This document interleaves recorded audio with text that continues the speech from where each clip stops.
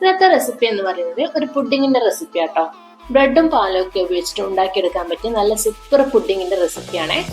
അപ്പോൾ ബ്രെഡൊക്കെ കയ്യിലുണ്ടാകുമ്പോൾ ഒരു തവണയെങ്കിലും നിങ്ങൾ ഉണ്ടാക്കി നോക്കണേ. പഞ്ചസാര കാരമൽ ചെയ്ത ആ ഒരു ലെയറും ബ്രെഡിന്റെ മിക്സൊക്കെ വരുമ്പോഴുള്ള ആ ഒരു ടേസ്റ്റ് അടിപൊളിയാണ്. അപ്പോൾ നമുക്ക് വീഡിയോയിലോട്ടേക്ക് പോയാലോ?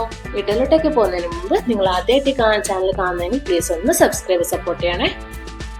അപ്പോൾ ഈ ഒരു പുഡിങ് ഉണ്ടാക്കിയെടുക്കാൻ വേണ്ടിയിട്ട് മെയിനായിട്ട് വേണ്ടത് ബ്രെഡ് തന്നെയാണ്.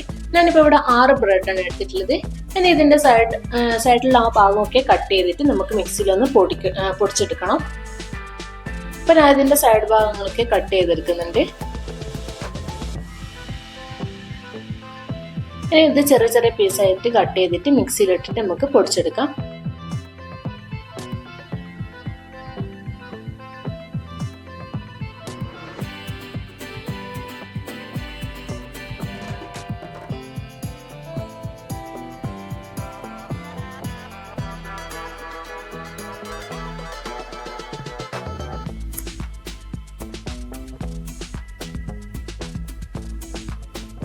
അപ്പോൾ ഇത് ഞാനിപ്പോൾ ഇവിടെ പൊടിച്ചെടുത്തിട്ട് വന്നിട്ടുണ്ട്. ഇനിയിപ്പോൾ ഇതെല്ലാം നമുക്കൊരു സൈഡിലേക്ക് മാറ്റി വെക്കാം.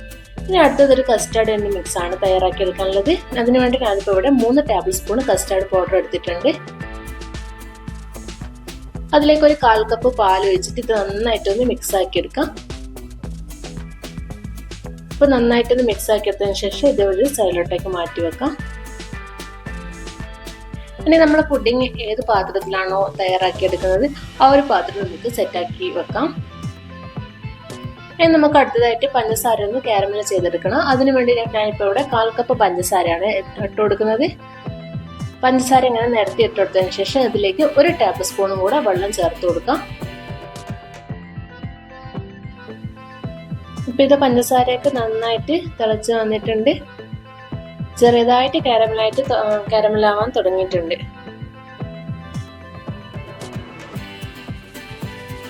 ഏകദേശം കളർ മാറി വരുന്ന സമയത്ത് ഒരു സ്പൂൺ വെച്ചിട്ട് ജസ്റ്റ് ഒന്ന് ഇളക്കി കൊടുക്കുക. ഇപ്പൊ പഞ്ചസാരയൊക്കെ നന്നായിട്ട് കാരമലായിട്ട് വന്നിട്ടുണ്ട്. ഇത്രയും മതിയും, കൂടുതലാവാൻ നിൽക്കണ്ട. ഇനി നമ്മൾ നേരത്തെ എടുത്ത് വെച്ചിട്ടുള്ള ആ ഒരു പാത്രത്തിലേക്ക് കാരമൽ ഒഴിച്ചു കൊടുക്കാം. ഇനി ഇതിവിടെ കിടന്നിട്ട് തണുക്കട്ടെ. ഇനി നമുക്കൊരു മിക്സ് റെഡിയാക്കി എടുക്കാനുണ്ട്. ഞാനിവിടെ ഒരു അത്യാവശ്യം വലുപ്പമുള്ള ഒരു പാത്രം എടുത്തിട്ടുണ്ട്. അതിലേക്ക് 1.5 കപ്പ് പാലാണ് ചേർത്ത് കൊടുക്കുന്നത്. പാല് ചേർത്തതിന് ശേഷം ഇതിലേക്ക് ഒരു മധുരത്തിന് ആവശ്യമായിട്ട് ഒരു 1/4 കപ്പ് പഞ്ചസാര കൂടെ ചേർത്ത് കൊടുക്കാം. എന്നിട്ട് നന്നായിട്ടൊന്ന് മിക്സ് ആക്കി എടുക്കാം. പാല് ഒരുപാട് അങ്ങ് തിളച്ച് കുറുകിയെടുക്കേണ്ട ആവശ്യമൊന്നുമില്ല. ജസ്റ്റ് ഒന്ന് പതച്ച് വന്നാൽ മതി.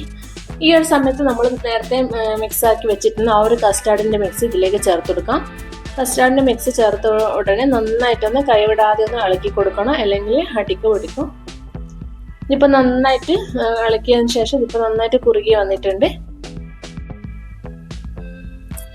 ഇപ്പോൾ ഏകദേശം കസ്റ്റാർഡ് മിക്സ് നന്നായിട്ട് കുറുകി വന്നിട്ടുണ്ട്. ആ ഒരു സമയത്ത് നമ്മൾ നേരത്തെ പൊടിച്ച് വെച്ചിട്ടുള്ള ആ ഒരു ബ്രെഡിന്റെ മിക്സ് ഇതിലേക്ക് ഇട്ട് കൊടുക്കാം.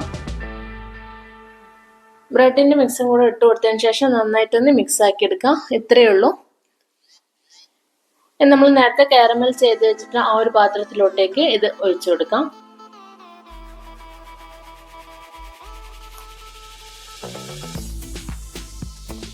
ഇത് ഒഴിച്ചു കൊടുത്തതിന് ശേഷം ഇതിന്റെ മുകൾ ഭാഗം ഒന്ന് സ്പാച്ചിൽ വെച്ചിട്ട് തന്നെ ഒന്ന് ജസ്റ്റ് ഒന്ന് ലെവൽ ചെയ്തെടുക്കാം. ഇതിപ്പോ നമ്മൾ ആവിയിലാണ് ഇത് വേവിച്ചെടുക്കുന്നത്. ഇത് ജസ്റ്റ് ഒന്ന് ടാപ്പ് ചെയ്ത് കൊടുക്കാം. ഇനി ഇത് വേവിച്ചെടുക്കാൻ വേണ്ടിയിട്ട് ഞാൻ ഇഡ്ഡലി പാത്രത്തിൽ കുറച്ച് വെള്ളം എടുത്തിട്ടുണ്ട്. ഇനി അത് തിളച്ച് വരുന്ന സമയത്ത് ഇതിന്റെ മുകളിലേക്ക് ഇത് വെച്ച് കൊടുക്കാം.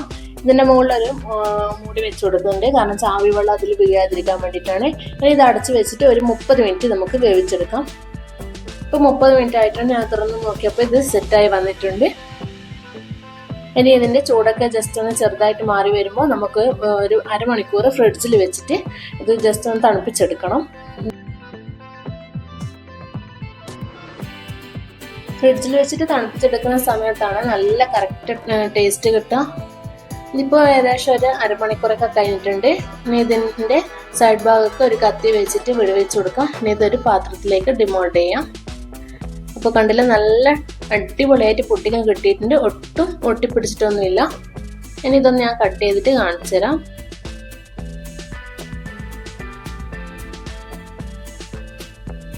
മുകൾ ഭാഗം സെറ്റായി വന്ന പോലെ തന്നെ ഉൾഭാഗവും നന്നായിട്ട് ഇവിടെ സെറ്റായി വന്നിട്ടുണ്ട്. കസ്റ്റാർഡ് പൗഡറൊക്കെ ഉപയോഗിച്ചത് കൊണ്ട് നല്ലൊരു ടേസ്റ്റ് ഉണ്ട് ഈ ഒരു പുഡിങ്ങിന്. അപ്പം എല്ലാവരും ഇതൊന്ന് ഉണ്ടാക്കി നോക്കുക, ഉണ്ടാക്കിയിട്ട് ഫീഡ്ബാക്സ് ഒക്കെ അറിയിക്കുക. പുതിയൊരു വീഡിയോ ആയിട്ട് കാണുന്നവരെ എല്ലാവർക്കും താങ്ക് യു.